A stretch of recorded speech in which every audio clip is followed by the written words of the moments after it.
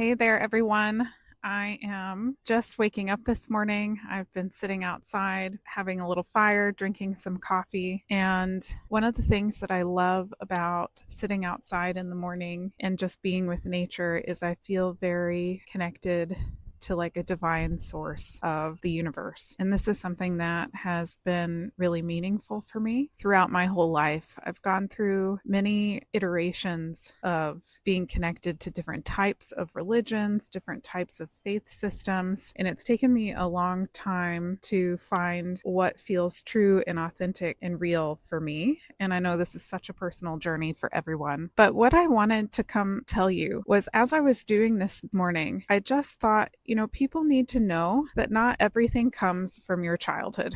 Like all the challenges that you have in your life, yes, many of them do come from our childhood. We do internalize so many messages about what life should be like, what relationships should be like, what is okay and not okay. We learn all sorts of so many rules from our childhood that we often have to undo as we are coming more and more into being ourselves. But today, when I was trying to connect with the divine, I was thinking, gosh, I wish somebody knew what I was going through earlier on in my life. Maybe about 2011, I had some really intense religious trauma. I'll probably go into that a different day. That's not the point of today. But I have been in therapy myself for over 15 years. I've looked at all my childhood stuff. I've gone to couples counseling. I've gone to family therapy with me and my mom. I've done many different types of individual therapy. I went and got a PhD in couples counseling.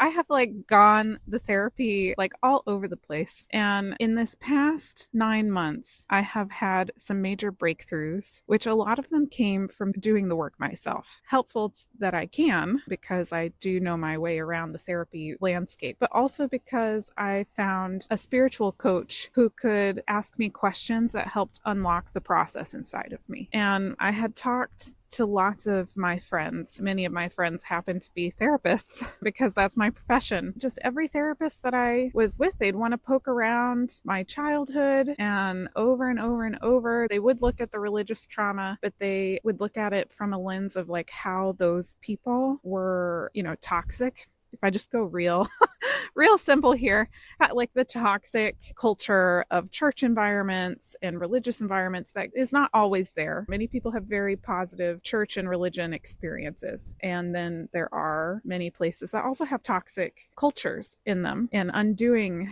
all the rules that you learn from religion, not just from your family and growing up experience. Here's Bella, in case you want to say hi to her.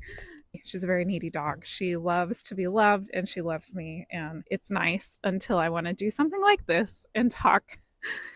Okay, here's the takeaway message that I'm wanting to share, because I feel like I am just now making a breakthrough for how the religious trauma impacted me in many ways. But if you feel like your therapist is not helping you, you should trust that feeling, because ultimately all the inner wisdom that you're ever going to need is inside of you. Therapists or coaches or spiritual leaders, they are just there to support your own personal growth. They're there to ask you questions so you can make sense of what's happening on the inside. But the actual wisdom and the actual healing comes from within you. So if you are feeling like, no, my therapist keeps looking in the wrong spot, no, they're not helping me, they're not actually getting to what I need, I think they're just not getting me, or they're not respecting me when I tell them, no, that's not it, then that is a sign that that therapist really isn't for you. Of course, talk to them about it. They could just be misunderstanding you. If it's a one-day thing, that's different. Like they just misunderstood what you said.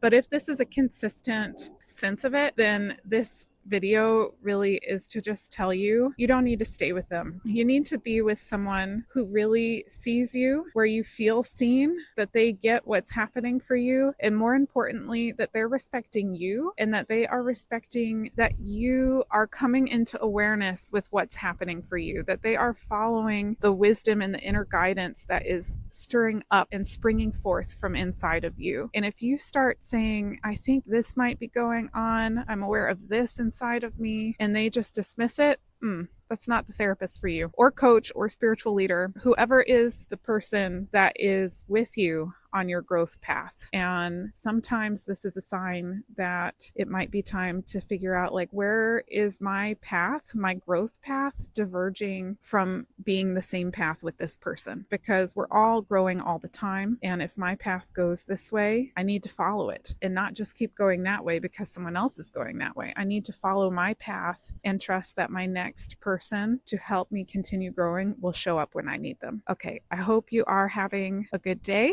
and I'll see you the next time I decide to do a random video.